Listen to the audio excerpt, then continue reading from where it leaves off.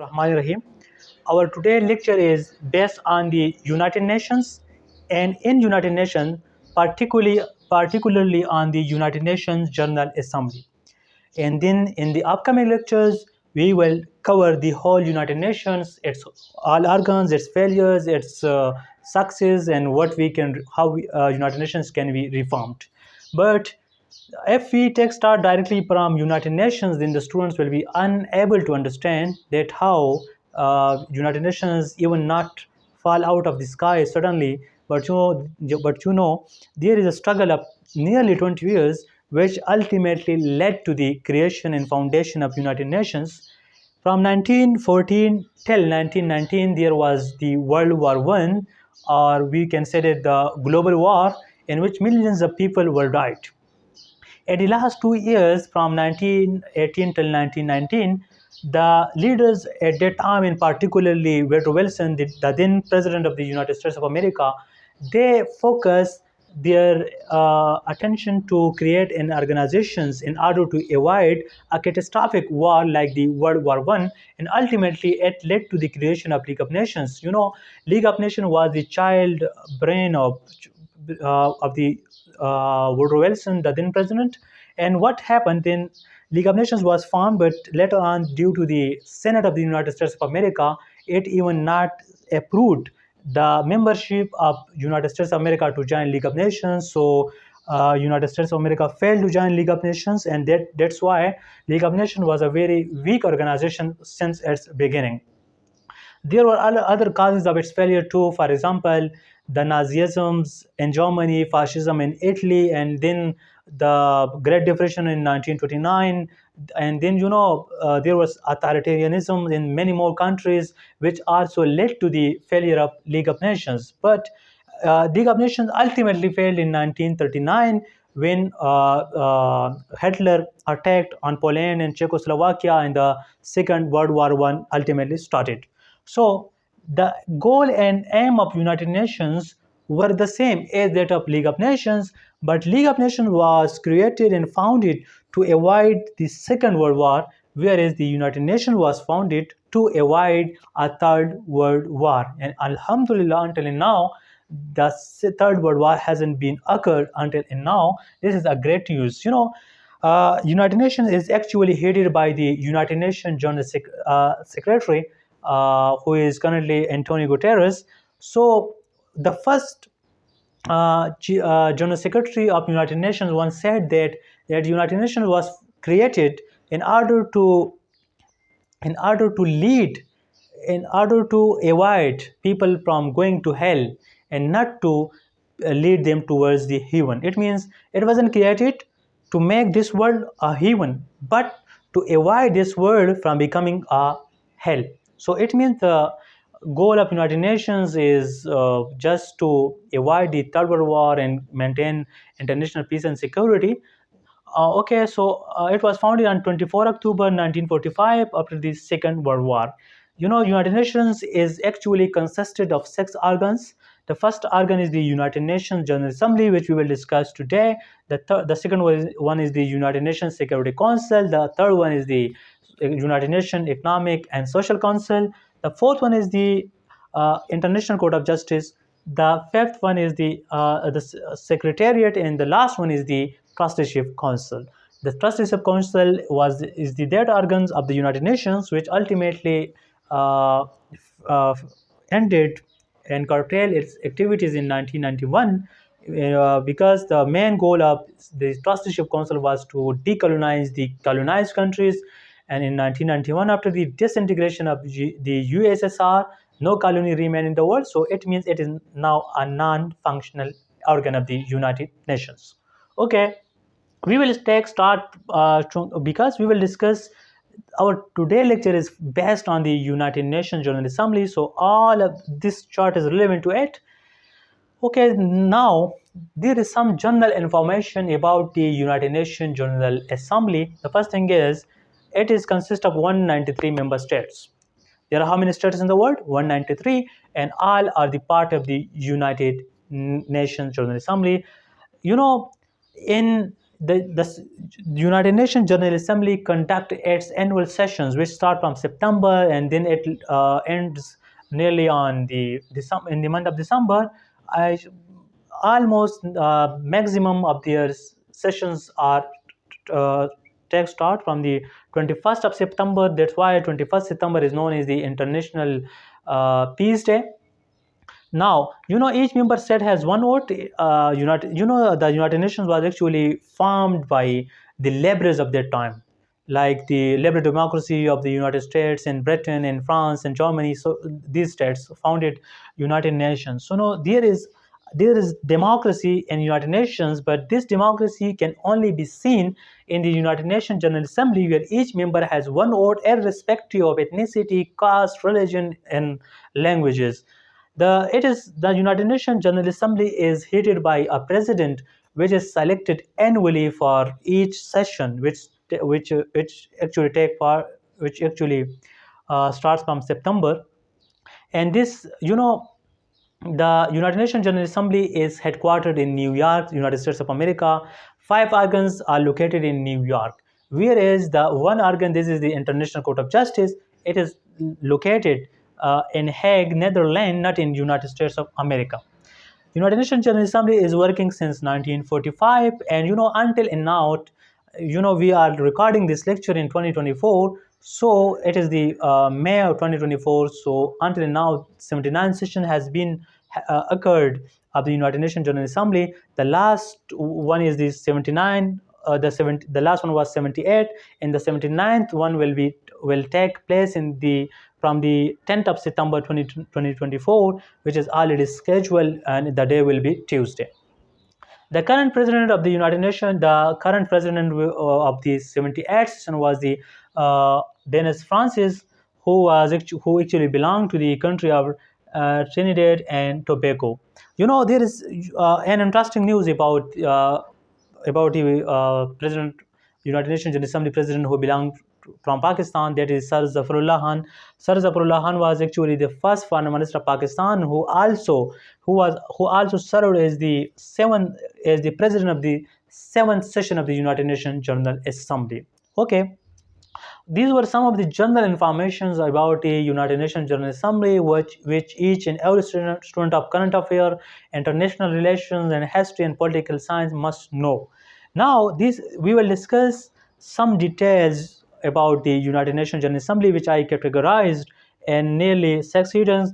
The first one is the composition of United Nations General Assembly. The second one is the voting rights of UNGA. Then UNGA has some specific responsibilities which I will discuss, and then uh, focus will be given to the functions of United Nations General Assembly, because it is very, very important.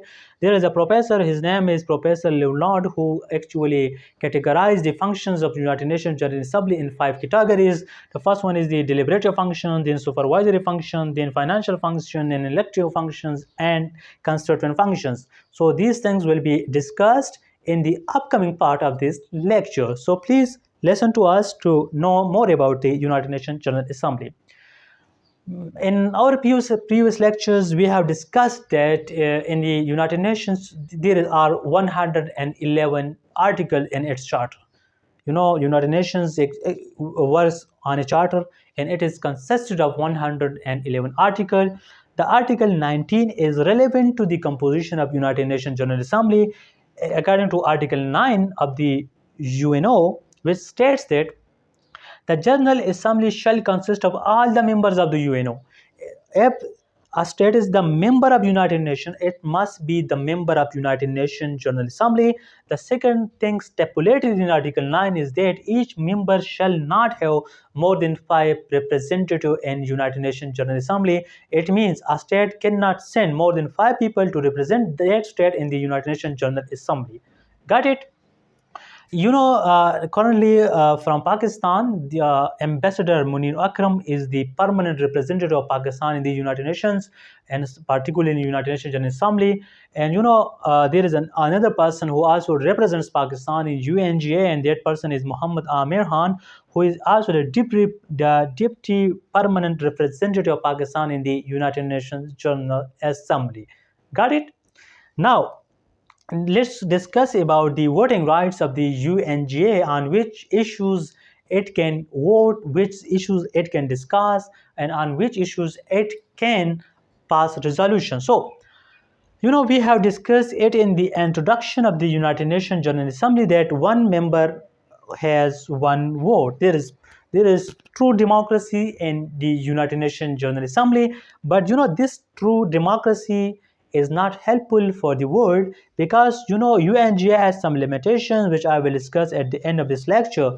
But on the paper, the ideas and the liberal scholars who actually founded UNGA and who considered and viewed a utopic world is actually best suited for this democracy inside the UNGA.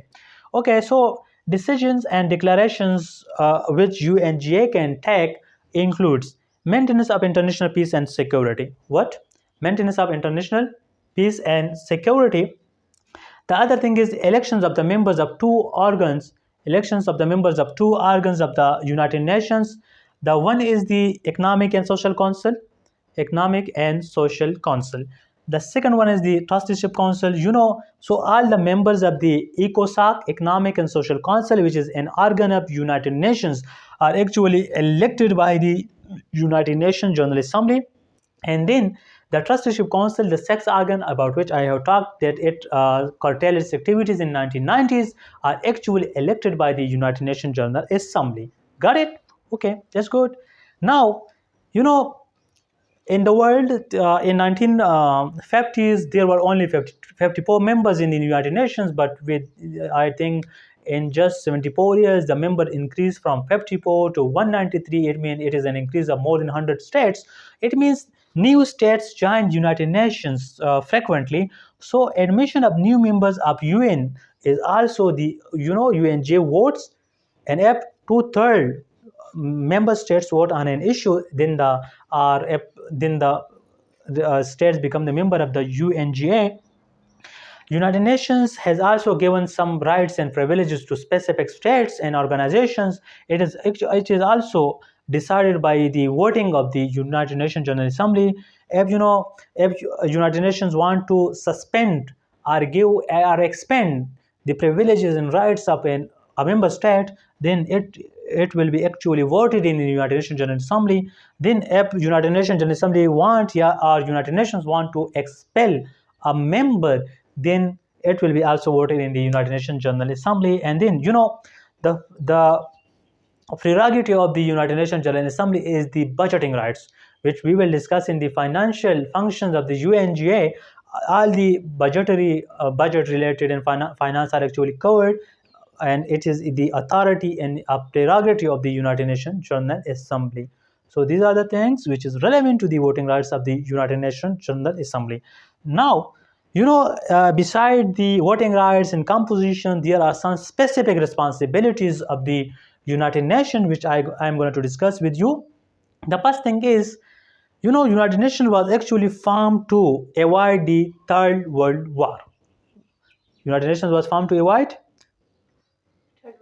the Third World War. So the main responsibility of the United Nations General Assembly, which is actually consisted of all the member states of the world, is to maintain peace and security. There must be peace in the world, and there must be, every state must be secure. We have studied it in the when we were discussing realism in international relations, that the world structure, the international system is anarchic. It means every state is insecure, and every state is based on self-help, and the main focus of the state is survival. So in order to give stability, in order to finish and curtail the insecurity of the world states, it is the responsibility of UNGA to maintain international peace and security. International peace and security it is consist of two main subheadings, like discusses and addresses threats to international peace and security. If there is an issue like the Ukrainian war, the Gazan war, the Kashmir issue, or the Middle Eastern crisis, the North Korea, South Korea, or China, US. This competition in South China Sea, the European affairs. All these are actually discussed by the United Nations General Assembly. The other thing is, when there is a threat to international peace, then United Nations send its missions, which we can start a peacekeeping missions. So the peacekeeping missions are actually sent by the United Nations General Assembly. Okay, there is one thing which is very very important, which is very very relevant to Pakistan. United Nations has a peacekeeping post, and Pakistan contributes the largest portion of it. Then, a specific responsibility also include development of the world. If a state is poor, if there are health issues like polio, health crisis, sanitation problems, education. So it is the development of these things also come the under the responsibilities of the United Nations General Assembly. Then the human rights. If there is if a state is violating the rights of its citizens, if two states are fighting with each other and they are violating the human rights, then it is also the responsibility of the United Nations General Assembly to maintain and give specific and ample human rights to all the people living in this utopic world. Then the last one is the humanitarian assistance. If there is a disaster, if there is a catastrophe, then it is the responsibility of United Nations General Assembly to provide humanitarian assistance the way it has provided to the Gazans, the Kashmiris, the Ukrainians, and United Nations is successful in providing the humanitarian assistance until now. But in order to avoid conflicts and there should be no such war, it is not successful. Now, the last portion of this lecture is consisted on the functions of United Nations General Assembly. According to Professor Leonard, who is actually a scholar in international relations and who belongs to the liberal school of thought, who support liberalism and idealism, and actually he believes in a utopic world. He classified and categorized the functions of United Nations General Assembly into five categories. The first one is the deliberative functions, supervisory functions, financial functions, electoral functions, and constituent functions. So, what is deliberative functions of the United Nations General Assembly? You know, deliberative is from deliberate. What is meant by deliberate? Deliberate means to discuss. What is meant by deliberate? To discuss. So, functions regarding decisions, discussions, studies, and recommendations on different matters, like matter within the scope of the present Charter of the United Nations and relating to the functions and powers of the other organs. So, if there is an issue uh, regarding the powers of the other organs, the remaining five organs of the United Nations, like the Trusteeship Council, ECOSOC, and ICJ, it is actually discussed, decided in within the United Nations General Assembly. United Nations General Assembly also conducts studies. It also conducts researches. It also gives recommendations to the organs, to the remaining organs of the United Nations, and also to the world, the member of the United Nations General Assembly. Got it? You know, you people may have learned that the most powerful organ in the United Nations is the United Nations Security Council, because the five permanent members have the veto power. And if the 192 states in the world want one thing, but one of these permanent members like China, Russia, Britain, France, and USA want uh, another thing, then the 192 states' opinions will fail. Their decision will fail, and actually, the permanent members will prevail. Then, so Article 12, Article 12 in the United Nations Charter provides that United Nations General Assembly cannot intervene in the power and functions of the United Nations Security Council. And this is the article because of which United Nations has failed many times. If we can remove just this article and we empower the United Nations General Assembly that it can deliberate and all organs equally. If UNGA can give recommendations, give decisions, to the ICJ, to the ECOSOC, to the Trusteeship Council, to the Secretariat, then why can't it give it recommendation to the United Nations Security Council? This is the article which actually hampered the overall progress of the United Nations. Now, there is Article 13, which also encourages the United Nations General Assembly towards the progressive development of the international law and its codification.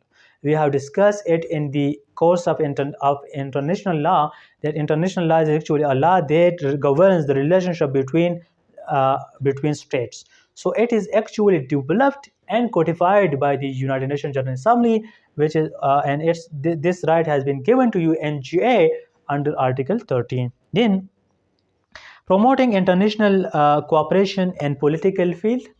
You know, through political dialogue, through political reconciliation among states, many problems in the world can be avoided. So this is the prerogative of the United Nations General Assembly, that it should develop political cooperation, economic cooperations, financial cooperations, and then cooperation in the field of education and health and all other things which we have discussed in the specific responsibility of United Nations General Assembly, which is developing humanitarian assistance. So all these things are actually given to the United Nations General Assembly under Article 13. You people may have learned that United Nations General Assembly is consisted of 193 states, and the decisions of the United Nations General Assembly is based on the two-third majority. How much majority? Two-third majority, which actually comes 129 member states. If 129 states in the world want to make this world a better place, then it can be made. But until now, there is too much anarchy in the world. There are wars, there is poverty, there is health crisis, there is many more insecurity in the world, and it is due to the limitations of the United Nations General Assembly. The first limitation is that you know, all the decisions, recommendations, and resolutions passed by the United Nations General Assembly on the basis of two-third majority are actually non-binding. It means uh, if it is up to the states, if it agree, if they are willing to fulfill, if they are agree to execute a resolution, then they can. But United Nations and United Nations General Assembly cannot enforce a state to follow a specific resolution of the United Nations General Assembly. The other thing is, it has no domestic it has no domestic jurisdiction. It means if there is an issue between Israelis and the Palestinians, United Nations General Assembly has given many more resolutions, and they have given a solution to it. Even in 1947, they have given, there is resolution number 81, in which it is stipulated that the issue of Israel and Palestine must be solved, and according to the two-state solutions, two states must be created in the Palestinian territory. One state will be the Israel, having the capital of Tel Aviv, and the other will be the state of Palestine, having the capital of Jerusalem. And they also give the international city status to the Jerusalem. But that resolution was non-binding in nature, and United Nations General Assembly has no domestic jurisdiction to come to Israel and Palestine and to enforce them to do so. So this is the limitation, because of which there are many more problems in this world. The other functions include the supervisory functions, and in the supervisory functions, the General Assembly supervises the functions of the other principal organs and specialized agencies of the United Nations. There are other 5 organs of the United Nations. The functions and responsibilities are actually supervised by the United Nations General Assembly. And there are 16 affiliated bodies, institutions, like the World Trade Organization, World Tourism Organizations. It is the IMF, it is the World Bank, it is the UNICEF. It is the so there are many more organizations. Its functions are actually supervised by the United Nations General Assembly. Particularly exercise sufficient control over the 2 organs, the Trusteeship Council and the Economic and Social Council. The Economic and Social Council and the Trusteeship Council can be viewed as sub the subordinate organs of the United Nations General Assembly. At the end, in the supervisory function, we can say that Security Council and other organs of the UN have to submit annual reports to the GA. It means United Nations Security Council is a powerful organ of the UNO, but it must submit its annual report to the UNGA, and these reports must be discussed in the United Nations General Assembly in the presence of the 193 member states of the world. Got it? Now there is the financial functions. The financial functions include, United Nations General Assembly considers and approves the budget of the UN. The budget of the United Nations is actually approved by whom? By the United Nations General Assembly. What humanitarian assistance will it provide? What sorts of development projects will it undertake? Which peacekeeping missions will it send? All the budget are actually decided by the United Nations General Assembly. Then there is the expenses of the organization shall be borne by the members of GA. You know, United Nations is a very successful organization, and you may have learned that a person who is working in the United Nations earns nearly 5 to 6 lakh Pakistani rupees salary, and they have given to them special cars and houses and many more uh, facilities. But all these expenses are actually borne, bared by the United Nations General Assembly member states. 193 member states of the UNGA actually supports the budget of the United Nations. Then, you know, there is a famous quote that as General Assembly controls purse strings, General Assembly controls purse strings. It controls the wallet. The wallet. The treasury is in the hands of the General Assembly. So it is a very, very a big potential power. It means UNGA has a huge power. Then the fourth function is the elective function. The fifth one is the constituent functions. These both are the same. So I clubbed it under the one headings because of the space limitations. So I will discuss it in combinedly. It in the elective and constituent functions, it elects 10 non-permanent members of Security Councils. There are 15 members of the United Nations Security Council, 5 are permanent and the 10 are non-permanent. The non-permanent members are actually elected by the United Nations General Assembly. Then elects 54 members of ECOSOC. Economic and Social Council is consisted of 54 members, and all the 54 members are actually elected by the United Nations General Assembly. Got it? Then elect some members of Trusteeship Council. All the members of Trusteeship Council are actually not elected by the United Nations General Assembly, but some of them are actually elected by it. You know, the supreme judge, the chief justice of the International Court of Justice is actually elected by the United Nations General Assembly in coordination with the United Nations Security Council. Then it also take part in the appointment of the Secretary General of the United Nations and take parts in the amendments of the Charter of United Nations. There are 111 articles. If the world states want to amend an article, it will be actually amended by the members of the United Nations General Assembly. So it is all about the United Nations, and then specifically United Nations General Assembly. If people have any questions, you can ask from me in the comment sections, and if you want to any specific video on any topic, please mention it in the comment sections, and we will inshallah make this video for you. Thank you so much.